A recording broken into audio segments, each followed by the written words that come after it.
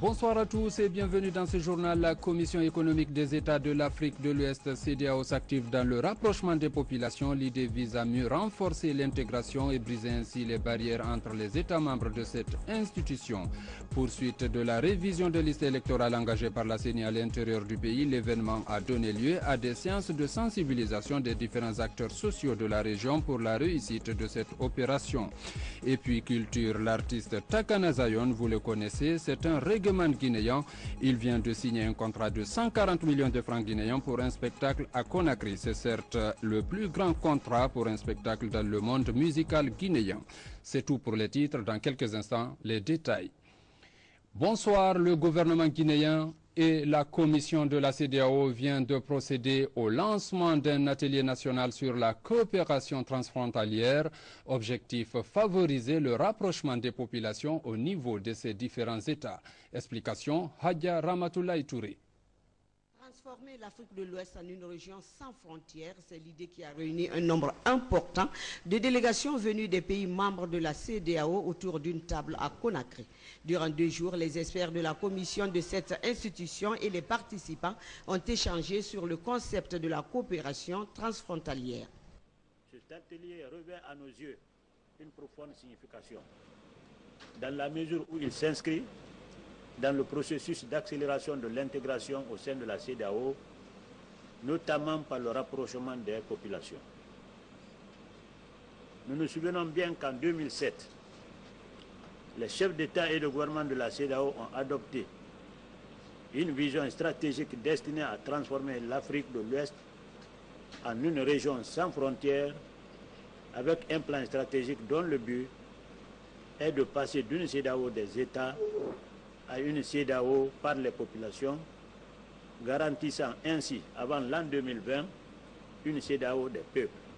La CEDEAO, dira le commissaire du commerce, douane, industrie, mines, libre circulation et tourisme, est une institution soucieuse de démarginaliser les espaces frontaliers en vue de rapprocher davantage les populations vivant le long des frontières et partageant la même culture.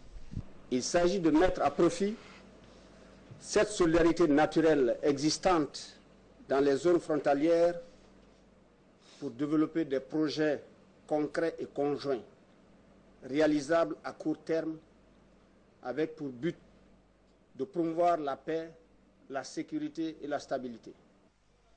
Cette rencontre devrait doter la Guinée d'un plan d'action national de coopération transfrontalière à l'instar des autres pays en vue de consolider les acquis des initiatives de coopération transfrontalière.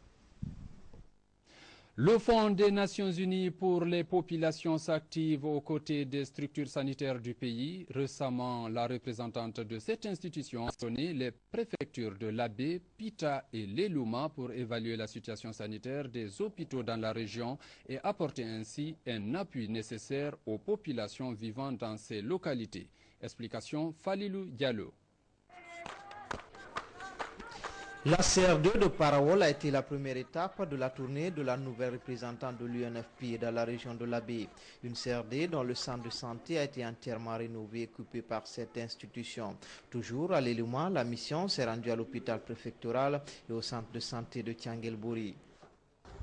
L'UNFPA est le partenaire privilégié qui assiste beaucoup la préfecture de l'Elouma.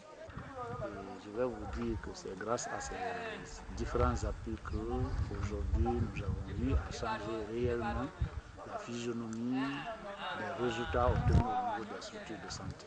Je veux parler de l'amélioration des différents indicateurs, surtout les indicateurs en matière de santé de la reproduction. À Pita, deuxième étape de cette tournée, la représentante de l'UNFPA s'est rendue à l'hôpital préfectoral avant de visiter la murga de Gongoré. Une murga initiée par l'UNFPA dans le but d'améliorer les services sanitaires de la localité. Quelques années, l'UNFPA nous appuie dans le cadre de la réduction de la mortalité maternelle et néonatale. Les lignes d'appui, d'abord il y a la supervision, c'est-à-dire le suivi des activités au niveau des différentes structures, y compris l'hôpital. Il y a l'équipement, il y a les matériels biomédicaux, il y a les consommables.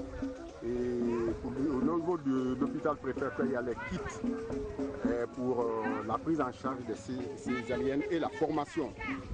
Après Pita, cap sur la baie, dernière étape de cette mission. L'hôpital régional, l'école de la santé, la chambre froide, entièrement financée par le Fonds des Nations Unies pour la population. Et partout où nous sommes passés, nous nous sommes rendus compte que les indicateurs en matière de réduction de la mortalité maternelle sont en train d'évoluer. Et partout où nous sommes passés, les acteurs ont mis l'accent sur les interventions appuyées par le Fonds des Nations Unies pour la population, donc dans la région de la baie, qui participe à l'amélioration du plateau technique à travers la mise à disposition d'équipements médicaux et de matériels médicaux. Partout, la représentante de l'UNFPA a eu des rencontres et des séances de travail avec les autorités administratives et les responsables des structures sanitaires. Tous unanimes que les efforts déployés par cette institution ont permis de réduire le taux de mortalité des femmes pendant les accouchements. La révision des listes électorales se poursuit dans notre pays. À Boké, l'opération a été marquée par des échanges d'informations entre les autorités régionales, les démembrements de la CENI et les techniciens chargés de cette opération. Compte rendu, Soride Kera. Ils sont représentants de partis politiques, des sages, des religieux, de la Fossepel, de la CEPI, de l'administration déconcentrée ainsi que des sociétés Waymac et Sabari Technologies à se retrouver à la faveur de ce lancement officiel de la révision des listes électorales ici dans la commune urbaine de Boké. Une démarche qui se situe dans la perspective des élections législatives en Guinée. Le président de la République qui a lutté pour l'instauration de la démocratie pendant 50 ans nous a affirmé qu'il n'acceptera jamais que pendant que lui il est président de la République, que la Guinée organise des élections bâclées.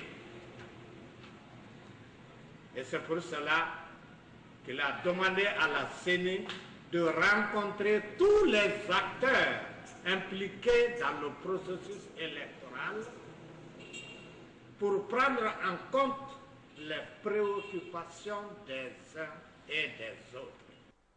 Conscientes de l'enjeu de ces législatives, les autorités administratives et déconcentrées de la région de Boké invitent les citoyens à tous les niveaux à se mobiliser pour se faire recenser afin de conférer à ces élections la réussite escomptée. Cet exercice civique se passera dans les meilleures conditions possibles et que tous les citoyens se sentiront concernés et s'orienteront vers leur cale respective pour s'acquitter de ce devoir civique, car c'est aussi leur droit imprescriptible. Aussi, l'occasion est opportune de lancer un appel à tous et à chacun pour un bon déroulement des opérations de révision des listes électorales. J'invite les citoyens, les responsables des quartiers, districts, les conseillers des communes urbaines et rurales, les partis politiques à une véritable réussite de ces opérations. Ces élections qui constituent le passage obligé pour la Guinée pour amorcer le vrai décollage socio-économique nécessitent des informations sur toutes les étapes du processus électoral, d'où toute l'importance de cette révision des listes électorales. Les associations de presse se multiplient dans notre pays. L'Union de la presse libre de Guinée vient de voir le jour ici même à Conakry. Les membres de cette jeune association étaient récemment au CNC pour présenter leur structure. Le point avec Robert Sidi Tolno. L'Union de la presse libre de Guinée, UPLG, au Conseil national de la communication ce jeudi pour déclarer sa naissance et présenter son statut et sa vision. À l'instar des autres associations de presse, l'UPLG entend travailler conformément à la loi tout en préconisant d'éviter toute défaillance pour redonner un nouveau souffle à la famille de la presse guinéenne.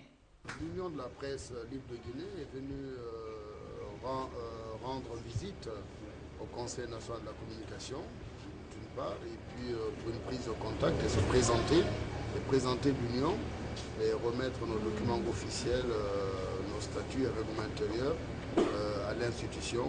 Depuis quelques années, a perdu toute sa valeur.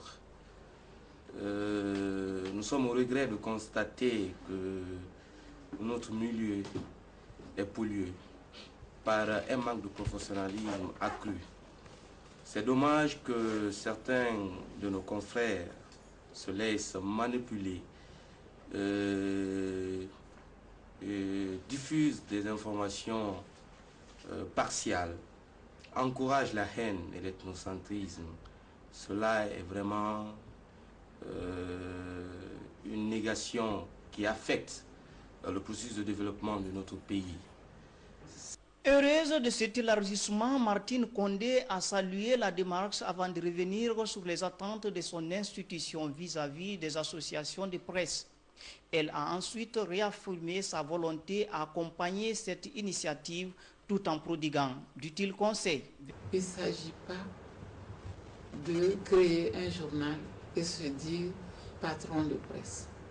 Il s'agit de se mettre en règle avec l'État et se positionner comme un entrepreneur de presse.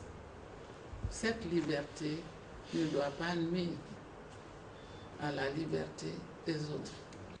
Les regards sont donc tournés vers cette nouvelle association qui a pris l'engagement devant le CNC de faire correctement son travail, celui d'informer, d'éduquer et de divertir. Une usine de transformation de grains d'acajou, sise à Gomboya, c'est dans la préfecture de Koya, vient de recevoir la visite des agents des services spéciaux antidrogue et du crime organisé. Ils reprochent à cet établissement le non-respect des mesures de sécurité. Le point avec Younoussa Tawel Kamara. C'est une usine clandestine spécialisée dans la transformation de grains d'acajou, appartient à un groupe d'hindous. Dans cette usine située à Gombaya, préfecture de Koya, plus de 200 jeunes filles y travaillent dans des conditions précaires, ni gants, sans protège-nez. Le seul moyen pour elles de se protéger est l'utilisation de l'huile d'arachide pour neutraliser les effets de l'acide d'acajou. Pour seulement 1500 francs guinéens, il faut décortiquer 1 kg de grains d'acajou, ce qui cause des brûlures des mains et de la poitrine, sans compter les complications pulmonaires. Je ne me sens pas à l'aise. Quand je me couche la nuit, j'ai des maux de cœur. Mon cœur me bat, mon cou aussi, mes pieds aussi. Ça me fait très très mal. Et mes bras aussi sont très très gâtés. Avant-hier, je me suis blessée. Je me sens tout ça là au cœur. On travaille ici par condition. Notre condition n'est pas normale. On n'est pas bien payé. Et encore, on n'a pas de gants, on n'a pas de protège, ni rien. On ressent des douleurs parce qu'il y a des autres qui ont mal aux poitrines, il y a d'autres aux pieds. Après avoir visité les locaux, les agents des services spéciaux antidrogue et crimes organisés ont procédé à la fermeture de l'usine avant de conduire certaines filles apparemment infectées à l'hôpital pour des soins. Le chef du département promet de traduire les coupables en justice. Relativement à cet état de fait, vraiment c'est une situation très déplorable et une menace réelle, dans le sens où plus de 10 tonnes c'est déjà un problème de santé publique, en ce sens où en utilisant ces produits qui sont toxiques, parce que les acajou libèrent des sèves qui sont très très acides, et à cet effet, voici déjà les allergies de contact qui se trouvent maintenant là, au niveau de la peau, et l'atteinte est très très très importante. Il est nécessaire maintenant là de faire demander un avis des dermatologues. Nous allons contacter les dermatologues spécialisés pour s'occuper, vraiment afin de soulager ces pauvres populations. On ne peut pas imaginer qu'au XXIe siècle, que les gens peuvent venir installer des usines ici et aucune condition n'est remplie. Nos sœurs travaillent dans les conditions les plus pénibles. Même au Moyen-Âge, les gens ne travaillaient pas comme ça. On ne peut pas croire que les gens, malgré tout ce qui a été dit par rapport à ce changement, que les gens puissent utiliser nos sœurs dans les conditions les plus pénibles de travail et que personne n'a le droit de s'élever contre ce genre de fait. À partir d'aujourd'hui, il faut nécessairement que l'État se lève contre ce genre de fait. Tout porte à croire que la justice sera rendue